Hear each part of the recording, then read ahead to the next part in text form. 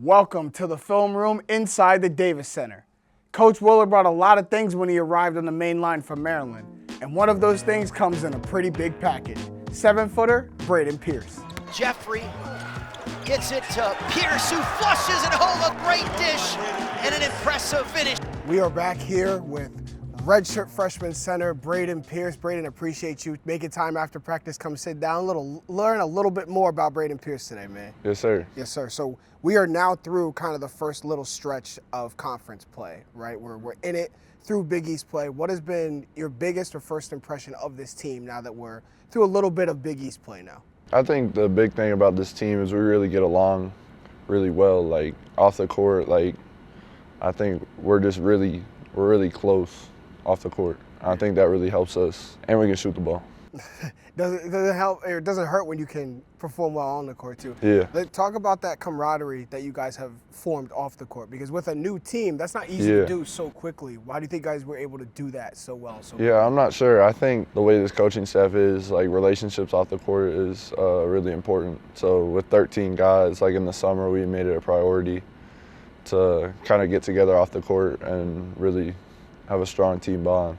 And I think it's really helped us up to this point. How would you describe your role with this team? It's my freshman year.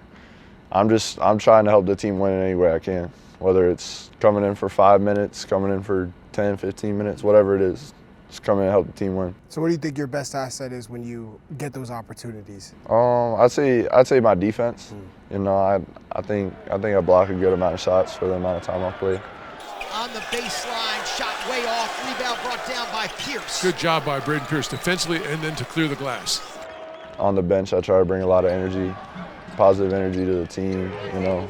You know, an asset you can't teach is that height, Yeah. right? 7 feet tall, been 7 feet tall. So I asked Duke this too, because I'm always wondering, as a guy of normal stature, I always wonder, when did this height kick in? Were you 6 feet in 6th grade, or were you a late bloomer? When did you get this height? Nah, I've always been tall. I rode Space Mountain at Disney World when I was 2 years old. Space Mountain at Disney. So a ride that you have to have a height requirement to ride. You were able. You're still in diapers, still in Pampers. 2 years old. That is crazy. So you leave IMG, right? Link up with Coach Willard at his previous school, and also come here to Villanova with him. What makes Coach Willard a coach that you want to follow from program to program? Coach Willard, he's really a player's coach. I mean, he gives you a lot of freedom. With me, really, when I came to Maryland, I feel like he did a great job of developing me.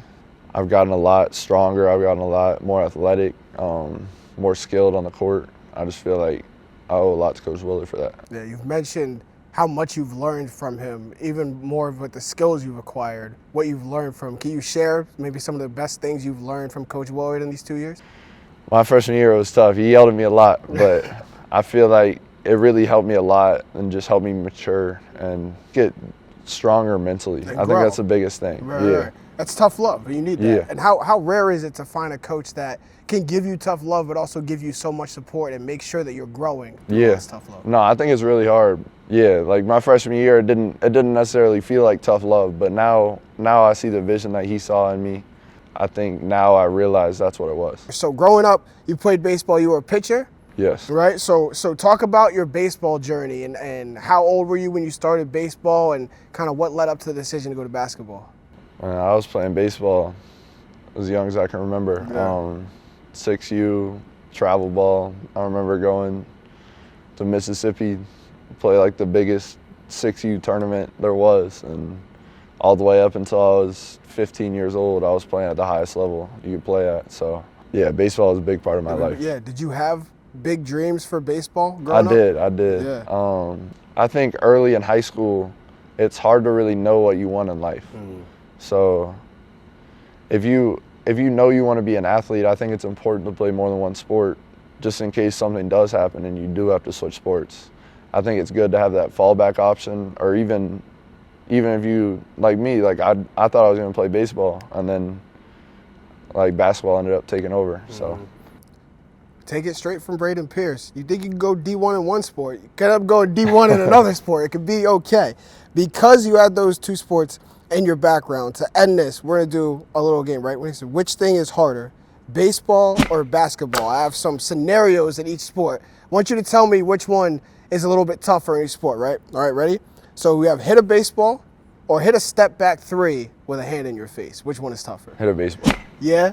Hardest thing to do in Hardest sports. thing to do in sports, Hardest thing right? to do in Okay, sports. I'll make sure that's on document. I do think that's the hardest thing to do in sports. What about field a hard hit ground ball or take a charge? I'm going to say take a charge. I don't do much of that. All right, next one. Steal a base or steal a ball from a player, like on-ball defense. Got to slide them and you get I think steal a ball from a player. That's a little bit harder? Nah, I'd say steal a base. I think there's a little bit more moving parts to steal the base. It's not all just on you. A couple things you're dependent on. All right. Field a pop fly or block a shot. Both got to track I'd say the it's ball. harder to block a shot. I think there's a lot more, especially in college. You know, in high school for me, I'm bigger than everyone, so it's easier to block shots. But in college, it's hard. These guys are athletic. So. Yeah, big and tall. Yeah. All right, last one. Since you were a pitcher, I have two scenarios for you, and you want to tell me which scenario is more nerve-wracking for you. As a pitcher, 3-2, bottom of the ninth, 2 outs, bases loaded, or you're at the free throw line down 2, no time left on the clock. You got to hit both to go to overtime. Which one gives you more nerves? I'd say pitching. Yeah? I'd say pitching because, man, that strike zone's small. Yeah, strike man. zone's small. And you can make the right pitch and it can still get hit, right? Yeah. That's awesome. Braden Pierce, man, a man of many talents, but we're pretty much glad he picked basketball. Appreciate you stopping sir. by, my man. Thank you. Yes, sir. It was so great sitting down getting to know Braden. Sounds to me like he still got his fastball.